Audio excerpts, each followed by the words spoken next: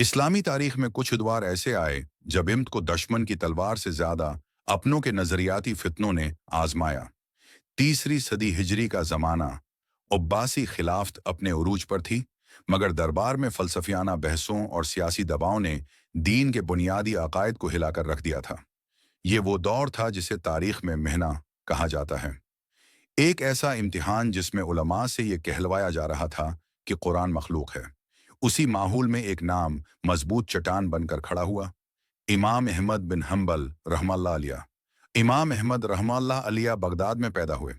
بچپن ہی میں والد کا سایہ اٹھ گیا اور والدہ نے انتہائی سادگی کے ساتھ ان کی تربیت کی۔ وہ بچپن ہی سے خاموش طبع، عبادت گزار، محنتی اور علم کے شیدائی تھے۔ حدیث سیکھنے کے لیے انہوں نے عراق، حجاز، شام، یمن تک کے سفر کیے۔ گرمی، بھوک، فقر کچھ بھی انہیں علم کے راستے سے نہ ہٹا سکا۔ اس وقت خلیفہ مامون کے دربار میں یونانی فلسفہ اور عقل پرستی کا زور تھا۔ کچھ علماء نے سیاسی دباؤ میں آ کر قرآن کو مخلوق قرار دے دیا، لیکن امام احمد رحمت اللہ علیہ کہتے تھے، میں وہ بات کیسے کہہ سکتا ہوں جس پر قرآن و سنت کی دلیل نہ ہو۔ یہی جملہ ان کے لیے قید و بند اور کوڑوں کا سبب بنا۔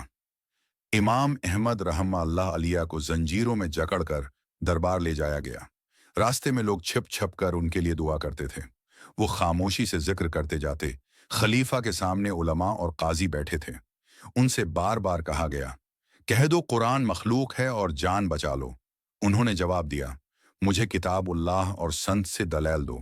دربار خاموش ہو جاتا۔ انہیں قید میں ڈال دیا گیا، کوڑے مارے گئے، جسم کمزور ہو گیا، مگر ایمان اور موقف مضبوط رہا۔ وہ ہر ضرب پر کہتے، حسبی اللہ ونعم الوکیل۔ بغداد کی گلیوں میں خبر پھیل گئی۔ لوگ رو رہے تھے، دعائیں کر رہے تھے اور کہہ رہے تھے، اگر احمد جھک گیا تو دین جھک جائے گا۔ کئی برسوں بعد جب خلیفہ متوکل آیا تو اس نے یہ ظلم ختم کیا۔ امام احمد رحمہ اللہ علیہ کو عزت کے ساتھ آزاد کیا گیا، مگر وہ اقتدار کے قریب نہ گئے۔ انہوں نے کہا، مجھے علم اور عبادت کافی ہے۔ 241 ہجری جب امام احمد رحمہ اللہ علیہ کا انتقال ہوا تو بغداد کی گلیاں بھر گئیں۔ مورخ لکھتے ہیں، لاکھوں لوگ جنازے میں شریک تھے۔ غیر مسلم بھی ان کی استقامت سے متاثر ہو کر اسلام میں داخل ہوئے۔ امام احمد رحمہ اللہ علیہ نے کسی فوج کی قیادت نہیں کی، کوئی سلطنت نہیں بنائی، مگر انہوں نے عقیدہ بچا لیا۔